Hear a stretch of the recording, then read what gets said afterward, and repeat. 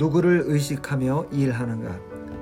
바울은 에베소서 6장에서 이 일에 기품을 주는 동시에 신화적인 거품을 빼주는 단순하지만 심오한 원리를 제시한다. 사도는 무슨 일을 하든지 그리스도께 하듯 해야 한다고 강조한다. 종들아 두려워하고 떨며 성실한 마음으로 육체의 상전에게 순종하기를 그리스도께 하듯 하라. 눈가림만 하여 사람을 기쁘게 하는 자처럼 하지 말고 그리스도의 종들처럼 마음으로 하나님의 뜻을 행하고 기쁜 마음으로 섬기기를 주께 하듯 하고 사람들에게 하듯 하지 말라. 이는 각 사람이 무슨 선을 행하든지 종이나 자유인이나 주께로부터 그대로 받을 줄을 알미라. 상전들아 너희도 그들에게 이와 같이 하고 위협을 그치라. 이는 그들과 너희의 상전이 하늘에 계시고 그에게는 사람을 외모로 취하는 일이 없는 줄 너희가 알미라. 바울이 전하는 메시지의 핵심은 영적일 뿐 아니라 심리학적이기도 하다. 사도는 고용주든 고용인이든 의식하는 대상을 바꾸라고 주문한다. 누가 일하는 걸 지켜보는가? 누구를 위해 일하는가? 결국 누구의 의견을 중요하게 여길 것인가? 첫째로 직원들은 온 마음을 다해 일해야 한다. 징계를 피할 만큼만 움직이거나 상사들이 볼 때만 열심을 내거나 무성의하고 산만하게 일하면 안 된다. 크리스천은 전인적으로 일에 몰입해야 한다. 몸과 마음과 영혼을 다해서 주어진 과제를 훌륭하게 완수해야 한다는 뜻이다. 어째서 그런가? 크리스천 근로자들이 이런 생각을 가지고 일할 수 있는 건 노동의 동기가 달라졌기 때문이다. 주님을 따르는 사람들은 그리스도께 하듯이 일한다.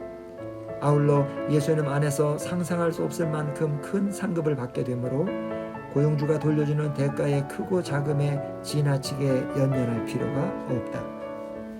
다른 편지에서도 비슷한 가르침을 찾을 수 있다. 무슨 일을 하든지 마음을 다하여 주께 하듯 하고 사람에게 하듯 하지 말라. 이는 기업의 상을 주께 받을 줄 아나니 너희는 주 그리스도를 섬기느니라. 헬라어 문법에 비추어 볼 때 여기서 말하는 상은 장차 다가올 나라에서 누릴 더없이 큰 행복을 암시한다. 알다시피 크리스천들은 일을 즐길 자유를 얻었다. 하나님을 섬기듯 일하기 시작한다면 넘치지도 모자라지도 않는 선에서 일을 누릴 수 있을 것이다. 높은 보수와 칭찬을 받는 게 중요한 고려사항이 되지 않는다. 일은 이 땅에서 하나님의 이름을 드높이기 위해 하나님의 일을 함으로써 그분을 기쁘시게 하는 주요한 방법이기 때문이다. 이러한 원리를 깨달았다면 여기에 담긴 몇 가지 실질적인 속뜻을 헤아릴 필요가 있다. 우선 한편으로는 업신여기는 마음이 아니라 존경과 두려움을 품고 다른 한편으로는 움츠러들거나 굽실거리지 않는 겸허한 자신감을 가지고 일해야 한다. 본문에 나타난 두려움이란 단어는 하나님을 향한 외경심을 상징하는 듯하다. 하나님이 무서워 웅크린다는 뜻도 아니다. 시편 130편 4절 같은 본문들은 거룩한 자비와 용서를 더 경험할수록 하나님을 향한 진정한 두려움이 더 커진다고 가르친다. 진정한 두려움이란 경외감과 경이로움, 그리고 하나님을 욕되게 하거나 슬프게 할까 깊이 염려하는 짙은 사랑과 존경 가운데 살아가는 것을 말한다. 목숨을 바쳐도 아깝지 않을 만큼 존경하며 직접 보리라고는 꿈에도 생각하지 못했던 사람을 집에 모신다고 상상해보라. 소문만 듣고도 머리가 좋아져지는 터라 그 앞에서는 더더구나 함부로 처신하지 못하며 그분의 요청과 소원을 모두 채워드리고 싶어서 안달할 것이다. 일터에서 하나님을 의식하고 기억하는 마음가짐도 그러해야 한다. 마음과 능력을 온전히 쏟아서 최대한 능숙하게 처리하며 부담이 아니라 특권으로 느낄 수 있어야 한다. 둘째로 크리스천은 성실한 마음으로 일해야 한다. 이는 집중과 성실을 뜻하는 표현으로 말 그대로 일편단심을 가리킨다. 크리스천이 하는 일은 어느 모로든 정직하지 못하거나 불성실해서는 안 된다. 셋째로 사람을 기쁘게 하는 자들처럼 눈가림으로 하지 말아야 한다. 남들이 지켜보거나 보상이 따를 때만 열심히 일하지 말라는 가르침이다. 마지막으로 7절에 기쁜 마음으로 라는 단어에는 유쾌하고 즐겁게 일하라는 주문이 내포되어 있다. 바울은 주인들에게 그들 역시 그리스도의 종임을 강조한다. 엄격한 계급 사회에서 이런 말은 대단히 특별하고 급진적인 의미를 갖는다. 마치 스스로 종이 된 것처럼 노예들을 대하십시오.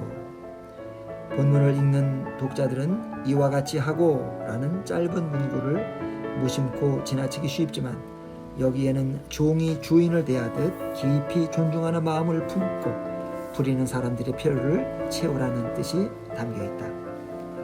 바울이 이처럼 급진적인 입장을 보인 까닭은 하나님 앞에서 주인들 또한 노예나 마찬가지일 뿐만 아니라 하나님은 공평하신 분이시기 때문이다. 편애가 발붙일 자리는 어디에도 없다. 그분은 인종이나 계급, 교육 정도를 빌미로 누군가를 남다르게 대하시지 않는다. 로마서 3장이 가르치듯 너나 없이 똑같이 죄의 심판을 받았으며 똑같이 믿음을 통해 은혜를 입었다. 사도는 주인들에게 비할 바 없이 강렬한 톤으로 일갈한다. 신체 노동자나 노예보다 그대들이 더 나은 인간이라거나 영적인 형편이 윗길이라고 생각하지 말라. 이러한 원리를 깨달았다면 크리스천 고용주나 리더들은 이제 여기에 뒤따르는 몇 가지 실질적인 속뜻을 살펴야 한다. 첫째로 위협을 그치라 라는 말은 책임을 묻고 압력을 행사하는 방식으로 일을 시켜서는 안 된다는 뜻이다. 편지에 언급된 종들이 하나같이 크리스천 주인을 섬기고 있다거나 주인들이 그리스도를 믿는 노예들을 거느리고 있다고 가정할 근거는 전혀 없다. 그러므로 본문에 등장하는 주인들로서는 수하에 부리는 사람들이 그리스도께 하듯 일하기를 기대할 수 없는 상황이었다. 그러나 종들이 크리스천이든 아니든 주인은 주로 두려움을 심어주는 방식에 의존해서 동기를 부여하지 말라는 게 본문의 주문이다. 둘째로 너희도 그들에게 이와 같이 하고 라는 말은 오랫동안 섬겼든 이제 막 업무를 시작했든 리더십의 우산 아래 들어와 있는 사람들에게 유익을 끼칠 길을 찾아보라는 뜻이다. 상대가 인격체라는 인식을 토대로 관심을 기울이며 생산적으로 일할 수 있는 능력뿐 아니라 삶 전체에 투자해야 한다. 계급의 차이 따위는 하나님께 눈꼽만큼도 중요치 않으므로 계급 의식이 인간들 사이에 격차를 내서는 안 된다. 일꾼들을 비하하거나 모욕하거나 오만한 태도로 대해서는 안 된다.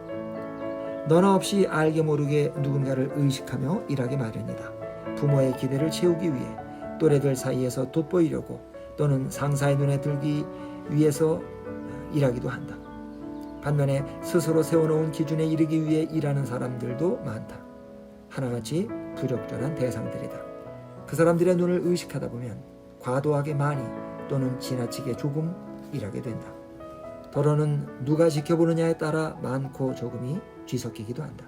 크리스천은 오직 한 분, 사랑이 많으신 하늘 아버지만을 바라보며 일해야 하며 그런 마음가짐은 책임과 기쁨을 동시에 가져다 준다.